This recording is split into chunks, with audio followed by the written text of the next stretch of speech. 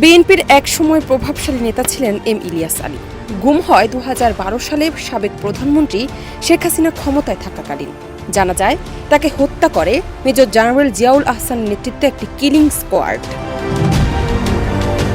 হত্যার পর খুনিচক্র ইলিয়াস আলীর লাশ যমুনা নদীতে ফেলে দেয়। এই চাঞ্চল্যকর গুম ও হত্যার নির্দেশদাতা ছিলেন শেখ হাসিনা।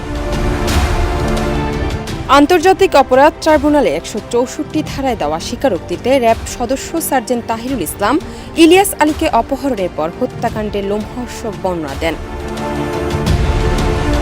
ডিজিএফআইর তৎকালীন ঊর্ধ্বতন কর্মকর্তাদের ডেকে নিয়ে ইলিয়াস আলীকে গুম করার নির্দেশ দিয়েছিলেন শেখ হাসিনা। অথচ পরবর্তী সময়ে ইলিয়াস আলীর স্ত্রীকে ডেকে এনে নানান কথা বলেছিলেন তিনি। পুরাতন শাড়ি পরে জড়িয়ে ধরেছিলেন ইলিয়াস আলীর স্ত্রী ও কন্যাকে। তখন ইলিয়াস আলীর স্ত্রীকে জানানো হয়েছিল বিএনপি চেয়ারপারসন বেগম খালেদা জিয়ার নির্দেশে অপহরণ করা হয়েছে। জান্নাত নিপু, দেশ রূপান্তর।